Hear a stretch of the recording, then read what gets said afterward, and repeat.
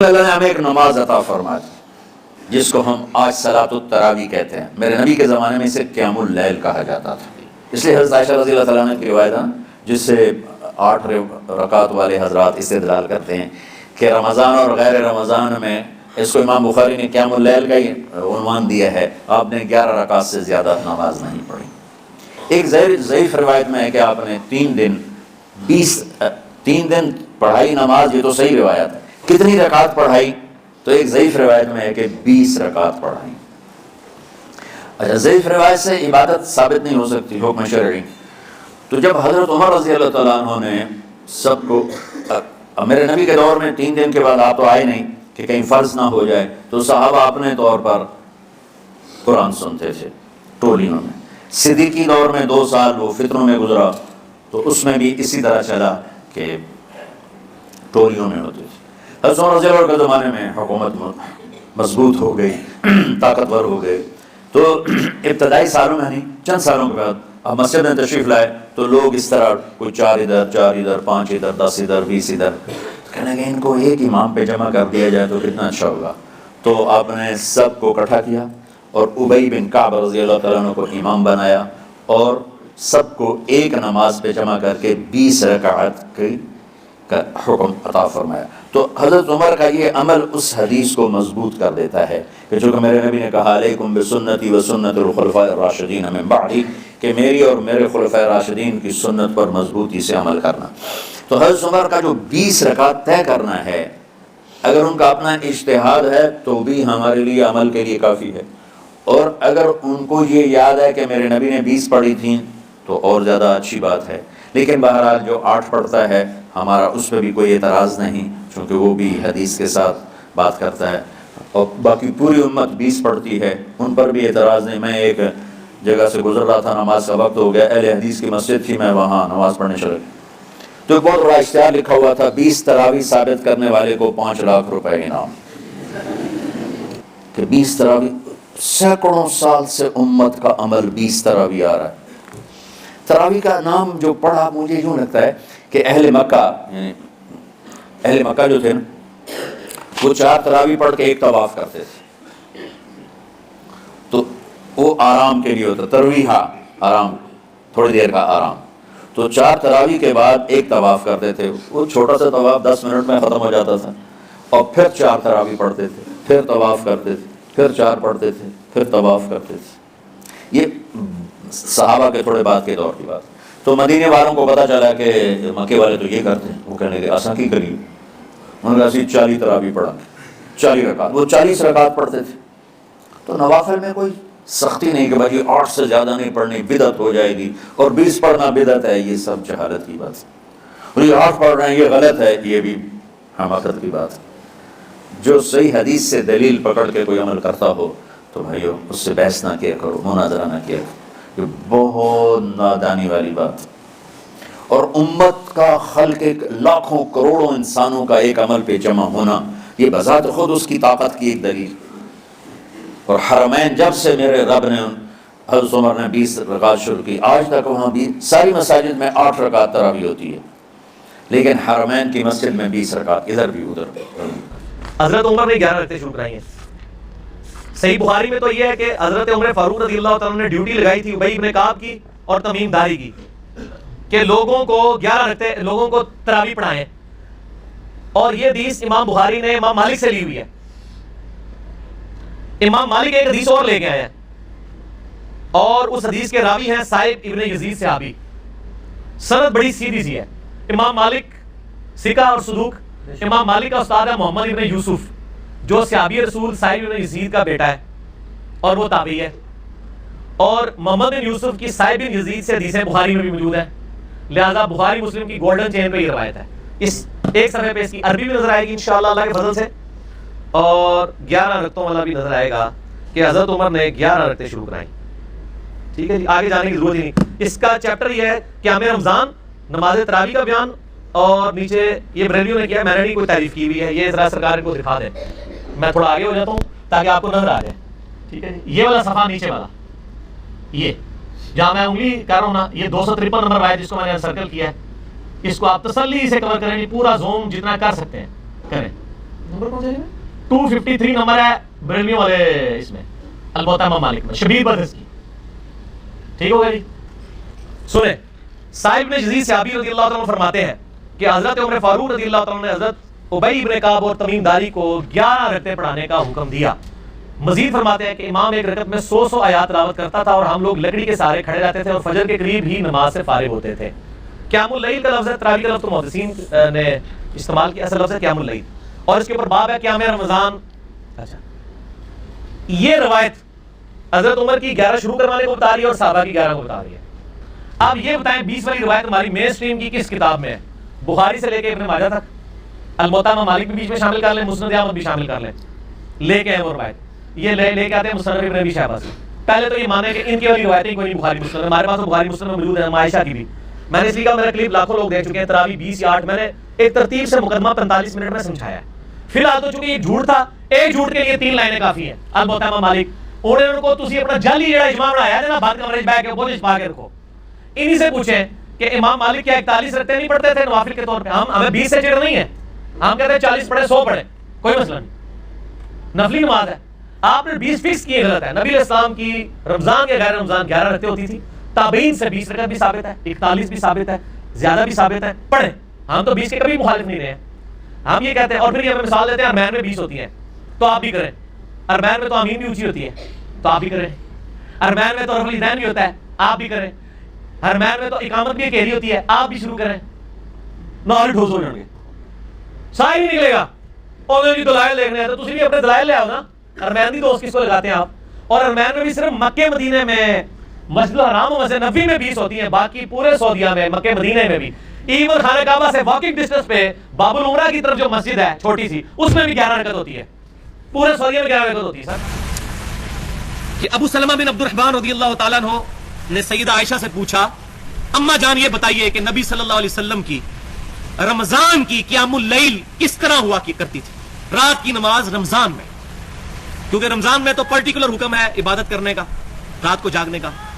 تو سیدہ عائشہ رضی اللہ تعالیٰ عنہ نے کیٹیگوریکل مینشن کیا ایک ہی جملے میں کہ بیٹا رمضان ہو یا غیر رمضان، نبی صلی اللہ علیہ وسلم 11 رکعتوں سے زیادہ نہیں پڑھا کرتے تھے، رمضان ہو یا غیر رمضان. اور یہ امام بخاری قیام رمضان یعنی تراویح والے چیپٹر میں لے کے آئے ہیں. تہجد میں بھی لے کے آئے اسی حدیث کو تاکہ پتہ چلے تہجد، قیام اللیل، تراویح، وتر یہ ایک ہی نماز کے نام.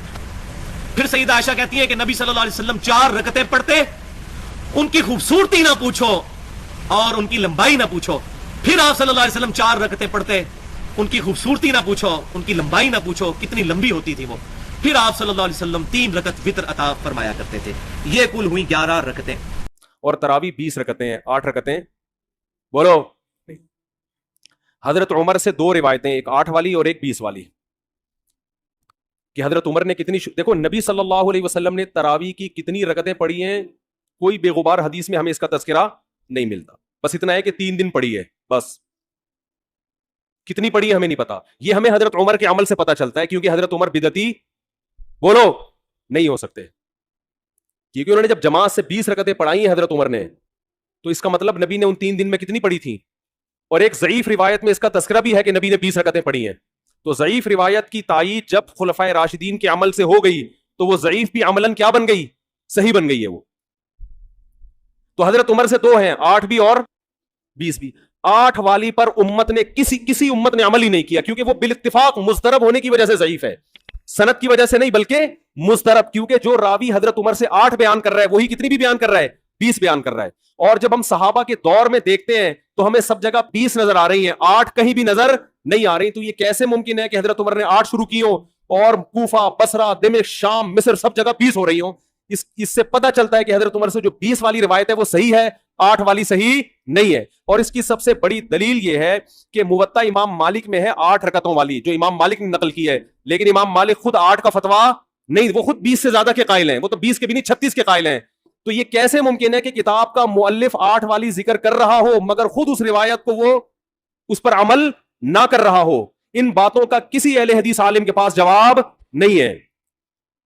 ترمذی میں ایک روایت پیش کی جاتی ہے امام احمد بن حنبل سے، یہ روایت ہے کہ اس میں کوئی مخصوص عدد ثابت نہیں ہے، جتنی چاہے پڑھ لو.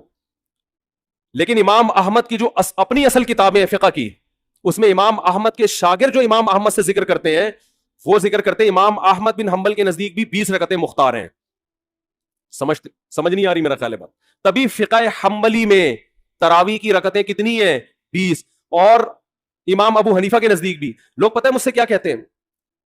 لوگ جو ہے نا کہتے ہیں کہ یار آپ ان حدیثوں کا انکار کر رہے ہو جس میں 8 آتا ہے. 8 والی جو بخاری کی حدیث ہے نا اس کا تراویح سے کوئی تعلق نہیں ہے. بخاری میں آتا ہے نبی رمضان اور غیر رمضان میں 8 پڑھتے تھے, اس کا تراویح سے کوئی تعلق, وہ تو غیر رمضان میں بھی تھی. اتنی سینس نہیں ہے یار, آپ ہمیں قرآن و حدیث سکھا رہے ہو اور ہمیں اپنا مقلد بنا رہے ہو اتنے بڑے بڑے مجتہدین کی تقلید چھوڑ کے. میں لوگوں سے ایک بات کہتا ہوں, ایک قرآن و حدیث وہ ہے جو ابو حنیفہ, شافعی, مالک اور احمد بن حنبل نے سمجھا, اور ایک قرآن و حدیث وہ ہے جو 15ویں صدی کے مولوی سمجھ رہے ہیں. کس کی فہم زیادہ صحیح ہوگی؟ بولو بھائی. ایک قرآن وہ ہے جو انجینئر بیان کر رہا ہے حدیث, ایک حدیث کی تفصیل وہ ہے جو امام مالک بیان کر رہے ہیں, ابو حنیفہ بیان کر رہے ہیں جن کی 80 ہجری میں پیدائش ہوئی ہے, تابعین میں سے ہیں, جو امام شافعی بیان کر رہے ہیں.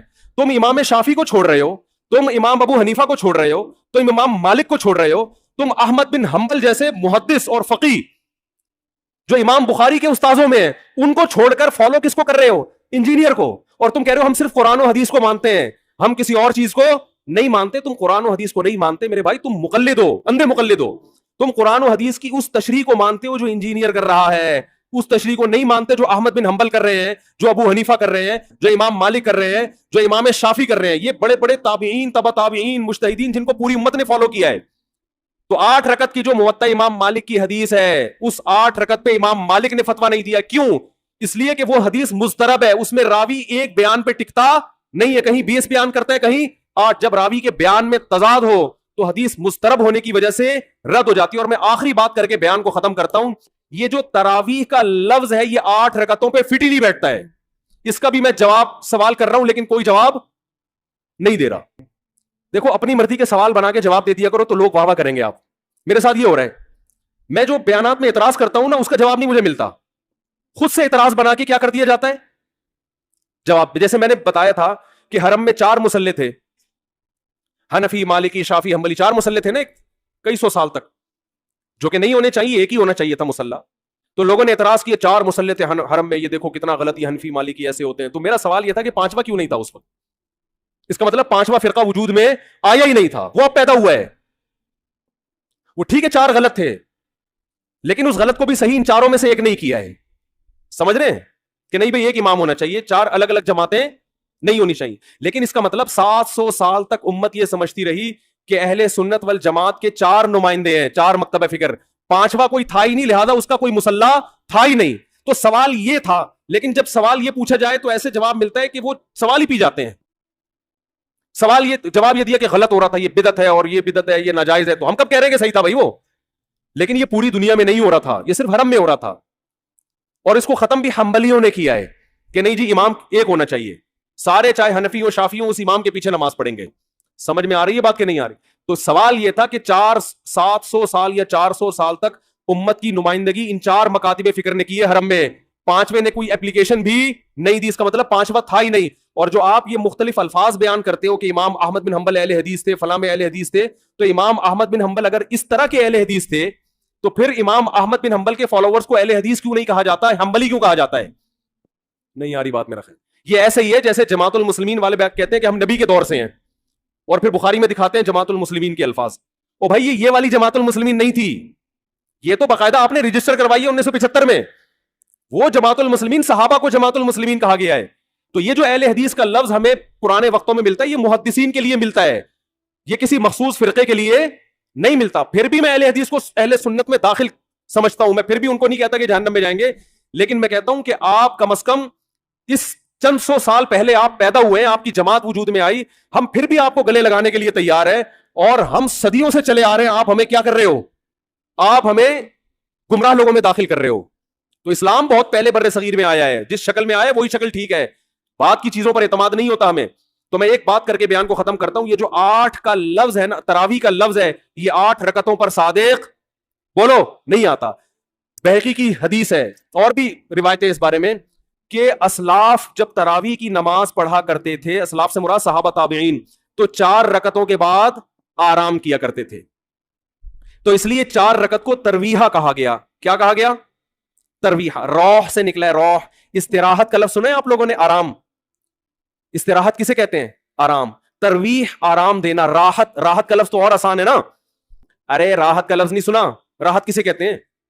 آپ کہہ رہے ہیں وہ اسے کہتے ہیں ہمارے محلے میں رہتی ہے. راحت کہتے ہیں آرام, ریسٹ. استراحت, راحت.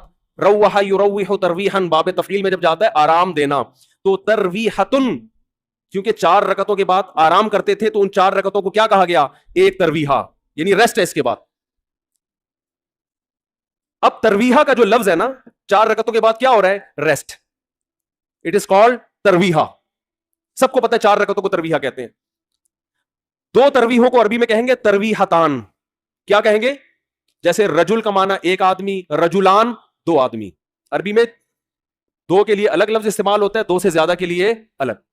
تو اگر یہ 8 رکعتیں ہوتی تو ان کو محدثین تراویح نہ کہتے بلکہ ترویحتان کہتے یا ترویحتین کہتے. کیا کہتے؟ 2 ترویحیں, اور ان کے بیچ میں ویسے بھی ریسٹ کی ضرورت پڑتی نہیں. ٹھیک ہے, 4 رکعت کے بعد امام بیٹھتا, بولتے چل بھائی آگے جلدی کر, جانا بھی ہے گھر میں ہم نے. تو ترویحتین کہتے, ان کو محدثین تراویح نہیں کہتے. اور تراویح کا لفظ ہے جمع. عربی میں جمع کم سے کم افراد کتنے ہوتے ہیں اس کے؟ 3. تو کم سے کم 12 رکعتیں ہونی چاہیے.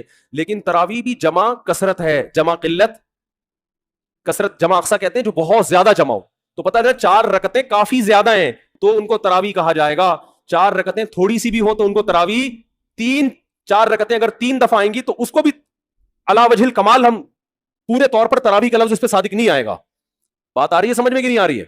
سمجھ میں سب آ رہی ہے, لیکن گھننے بن جاتے ہیں, گھماتے ہیں. اب دیکھیں نا یوٹیوب پہ اس کا جو بیان آئے گا نا اس میں گھمایا ہوا ہوگا, اس میں گھمایا, یہ اپنی طرف سے نکالا ہوا ہے. اپنی طرف سے نہیں بھائی, بہقی کی حدیث ہے, مصنف ابن ابی شیبہ کی روایتیں ہیں, آپ دیکھ لو. اس میں لوگ کہتے ہیں حوالہ کیوں نہیں دیا مفتی صاحب نے. آپ انکار کرو, میں حوالہ دوں گا انشاءاللہ. آپ انکار کرو کہ ایسا نہیں, ہم ٹائم بچا رہے ہیں اپنا.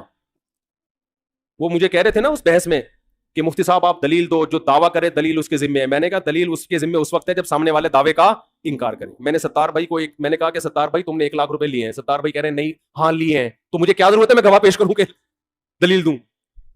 وہ مان رہا ہے. تو یہ سب مانتے ہیں. یہ تو علماء جس نے بھی حدیث کی کتابیں پڑھی ان کو پتا ہے کہ ترویح کا لفظ اس لیے لکھا ہوا ہے اس میں. تو اسلاف سے مسجد نبوی میں, حرم میں ایک رمضان بھی ایسا نہیں گزرا جب سے حضرت عمر نے 20 رکعتیں شروع کرائی ہیں کہ 20 رکعت سے 1 رکعت بھی کم ہوئی. زیادہ تو ہوئی ہیں, کم بولو نہیں ہوئی ہے. ایک امت اتنی بڑی گمراہی پر 1400 سال سے جمع ہو گئی. تو میرے بھائی جو آپ سے قرآن و سنت کے نام پہ بات کرے نا, اسے بولے بھائی ٹھیک ہے میں قرآن و سنت ہی کو مانتا ہوں, مگر قرآن و سنت کی وہ تشریح جو ان مجتہدین نے کی ہے اس کو مانوں گا. جو 15ویں صدی کے مولوی کر رہے ہیں تشریح, میں اس کو بولو نہیں, چاہے وہ سعودی ہوں. لوگ کہتے ہیں سعودی عرب میں 8 رکعتیں ہر جگہ ہو رہی ہیں. سعودی عرب میں آج ہو رہی ہیں, 100 سال پہلے کے سعودی عرب میں 8 رکعتیں کہیں بھی نہیں ہوتی تھی. تو یہ کوئی سعودیوں کا کلمہ تھوڑی ہم نے پڑھا ہے کہ جو سعودی عرب میں تو بہت سے لوگوں کی داڑیاں نہیں ہوتی. تو کیا مطلب داڑھی کا انکار کر دو گے آپ؟ تو ہم نے فالو کرنا ہے امام مالک کو, امام احمد بن حنبل کو, امام شافعی کو. یہ بڑے بڑے محدثین تھے, مجتہدین تھے. خلفائے راشدین کو, خلفائے راشدین کے دور میں کوئی ایک روایت دکھا دو 8 رکعتوں والی, کوئی ایک روایت. ہاں جو حضرت عمر سے موطا میں منقول ہے اس کا جواب میں نے دے دیا. اس کے علاوہ کہیں دکھا دو کہ بصرہ میں, کوفہ میں, دمشق میں, صحابہ تابعین کے دور میں رمضان میں 8 رکعتوں سے جماعت سے نماز کسی نے پڑھی. Beloved Prophet Muhammad said, it's mentioned in Sahih Bukhari, volume number 1, in the book of Salah, hadith number 472. He said that when a person asks that how should you offer the Qiyamul Layl, the Prophet said that he should offer Qiyamul Layl in 2 rakat, followed by 2 rakat, followed by 2 rakat, followed by 2 rakat, and so on. And when he fears that dawn is approaching, he should offer 1 rakat. So all the rakat become witr, become odd. This mentioned in Sahih Bukhari, volume number 2, in the book of Tahajjud, hadith number 1147. The Hazrat Aisha, may Allah be pleased with her, she says that the Prophet, while offering Qiyamul Layl in Ramadan, used to always offer 11 rakat, not more than 11 rakat. And this he used to do even in other months. That means 8 rakat. حضور نے تراویح کی نماز یا قیام اللیل نہ اسے فرض قرار دیا, نہ اس کے بعد جماعت کوئی اہتمام کیا مستقل. صرف 3 راتیں آپ نے جماعت کروائی ہے, اس میں 8 رکعتیں آپ نے پڑھی ہیں کہ جو آپ کا معمول تھا تہجد کا. وہ پڑھی اور تہجد کے وقت ہی جماعت کرائیے. یہ ہے وہ حدیث. اس کے علاوہ کسی نماز تراویح جو ہے جو ہم پڑھتے ہیں 20 رکعتیں عشاء کے ساتھ متصل، اس کا کوئی ذکر نہ دور نبوی میں ہے نہ دور صدیق اکبر میں ہے. یہ دور حضرت عمر کی خلافت میں ہوا ہے، اور ہم نہیں کہہ سکتے کتنے سال کے بعد ہوا ہے. حضرت عمر رضی اللہ تعالیٰ عنہ کی خلافت کا دور جو ہے وہ تو 10 برس ہے. ہو سکتا ہے 5 برس کے بعد ہوا ہو، 6 برس کے بعد ہوا ہو، 12 ہوا ہے ان کے عہد میں. حضرت عمر ایک مرتبہ مسجد میں داخل ہوئے، مسجد نبوی میں، تو دیکھا کہ کچھ لوگ 8، 10، 12 جو ہے وہ ایک جو ہے حافظ کے پیچھے کھڑے ہوئے اور قرآن سن رہے ہیں. کچھ دوسرے کونے میں کھڑے ہیں، کچھ کہیں اور کھڑے ہیں، مختلف جماعتیں ہو رہی ہیں. تو انہوں نے سوچا کہ کیوں نہ ان سب کو ایک امام کے پیچھے جمع کر دیا جائے، اور اس کے لیے لوگوں کی سہولت کے لیے عشاء کے ساتھ متصل رکھ دیا جائے. اس لیے کہ تہجد کے وقت اٹھنا جو ہے وہ تو ہر کس و ناقص کا کام نہیں ہے، کہ عشاء کے بعد اگر تھوڑا سا اضافی وقت ہو صرف، تو یہ ہر شخص کر لے گا، مزدور بھی کر لے گا. لہذا آپ نے یہ نظام تجویز فرمایا کہ عشاء کے متصلاً بعد 20 رکعت نماز پڑھی جائے اور ایک امام کے پیچھے پڑھی جائے. یہ گویا کہ اجتہاد ہے حضرت عمر رضی اللہ تعالی عنہ. اس کو آپ نے خود بدعت بھی قرار دیا ہے، لیکن بدعت حسنہ.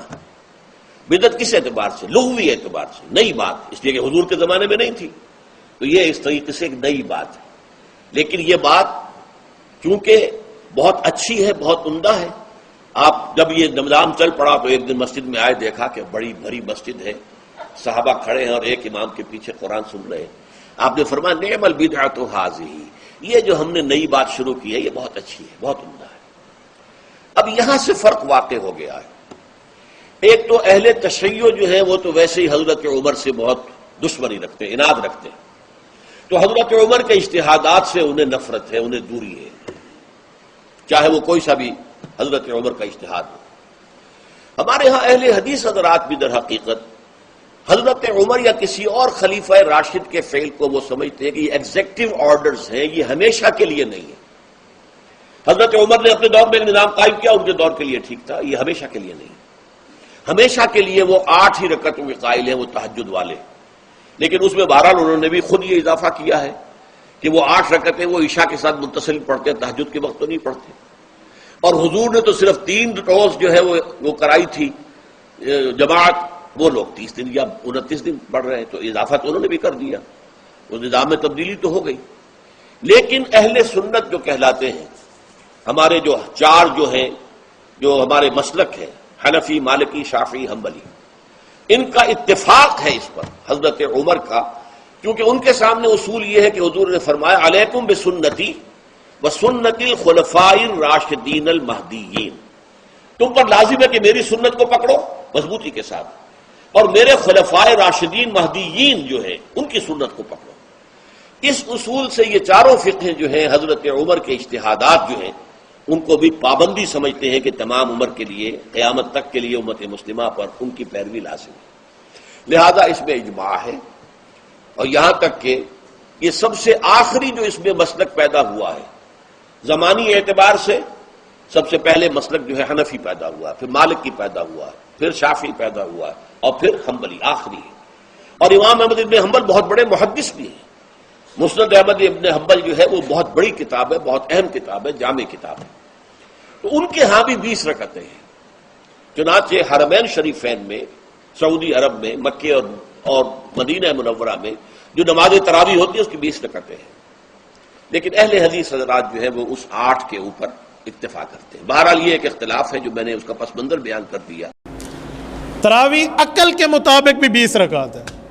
قرآن حدیث تو ہو گیا نا، عقل کے مطابق بھی. آپ کہیں گے کیسے؟ توجہ رکھنا، میں ایک حدیث پاک کو دوسری کے ساتھ ملا کر سمجھاؤں گا. ہم دن میں، ایک دن میں 5 نمازیں پڑھتے ہیں، اس میں فرض کتنے ہیں؟ فرضوں کی رکعتیں گنے نا تو وہ بنتے ہیں 17. گنواؤں؟ 2 رکعت صبح، 4 رکعت ظہر، کتنے ہو گئے؟ 4 رکعت عصر، کتنے ہو گئے؟ اور 3 رکعت مغرب، کتنے ہو گئے؟ 13. اور 4 رکعت عشاء، کتنے ہو گئے؟ 17 رکعت بنتی ہیں. اس کے ساتھ ہے وتر. وتر کتنے ہیں؟ वितर भी तकरीबन वाजिब है ना, वो फ़र्ज़ के साथ लगे होते हैं, तो इसको छोड़ दें तो फिर भी पढ़ने पड़ते हैं, तो इसको भी गोया फ़र्ज़ ही समझो। तो 17 और 3, तो हमारे फ़राइज़ और वाजिबात की तादाद कितनी हो गई? 20 एक दिन की, तवज्जो रखना 20। ये 20 जो हमारे फ़र्ज़ हैं, हदीस में है कि फ़र्ज़ों में कमी हो गई तो किससे पूरा किया जाएगा?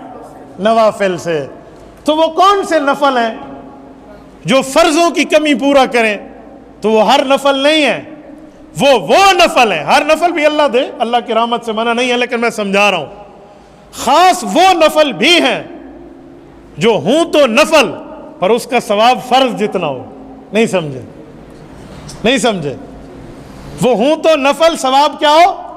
फ़र्ज जितना। वो कौन से हैं? वो रमज़ान के नफल हैं। हदीस में जो रमज़ान के नवाफिल पढ़ते हैं उसके सवाब फ़र्ज के बराबर है। तरावी है तो नफल, जिसको हम सुन्नत मुअक्कदा के तौर पे पढ़ते हैं कि इजमा से साबित है, तो ये हैं 20 फ़र्ज के बराबर इन नवाफिल का सवाब है, तो लिहाजा इनसे हमारे फ़राइज़ की कमी को पूरा किया जाएगा। तो अकल भी कहती है कि 20 होने चाहिए। हमें छोटी सी कैलकुलेशन कर लेना, इसमें भी बंदे को अक्लमंद के मुताबिक समझ आ जाना चाहिए, बेहतर ही पढ़ने। और मैं एक जुमला कहता हूँ और मुझे हंसी आती है उस जुमले पे, कि जो चाहते हैं कि मैं दिन में 8 फ़र्ज पढ़ता हूँ तो वो 8 रकात तरावी पढ़ के घर चला जाए, और जो दिन में 20 रकात फ़र्ज की पढ़ता है तो उसे 20 ही पढ़नी चाहिए। रकतें मानते हैं। एक बात याद रखना, किसी हदीस सही से 8 रकत तरावी सिरे से साबित नहीं है, न सही से न ज़ईफ से। अब वो बुनियाद जो बुनियादें हैं, सबसे बड़ी जो ठोस दलील उनके पास है वो सही बुखारी की एक हदीस। तो एक रिवायत है कि किसी ने हजरत आयशा सिद्दीक़ा रज़ी अल्लाह तआला अन्हा से पूछा, ये हदीस है कि हुज़ूर अलैहिस्सलातु वस्सलाम की रात की नमाज कैसी थी। सवाल करने वाले ने सलातुत तरावी का पूछा ही नहीं है, उन्होंने तो सलात तहज्जुद का पूछा है हुज़ूर अलैहिस्सलातु वस्सलाम के बारे में। आयशा सिद्दीक़ा रज़ी अल्लाह तआला अन्हा जवाब देती है, मा कान यज़ीदु, कि रमज़ान में भी और रमज़ान के अलावा बाकी 11 महीनों में भी हुज़ूर अलैहि सल्लम पूरे साल के किसी महीने में भी 11 रकतों से ज्यादा नहीं पढ़ते थे। तो कौन सी नमाज हुई? तरावी तो सिर्फ रमज़ान में होती है, 11 महीनों में तो।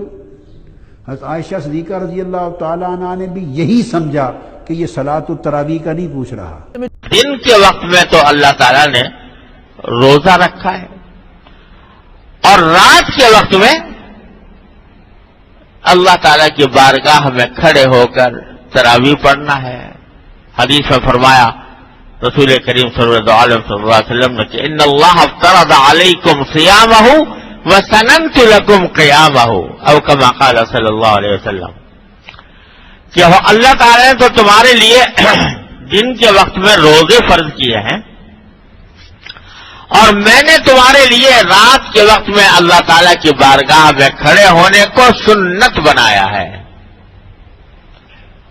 तो रात के वक्त में अल्लाह तबारक व तआला ने अपनी जात के साथ खुसूसी ताल्लुक कायम करने के लिए ये तरावीह का सिलसिला रखा है।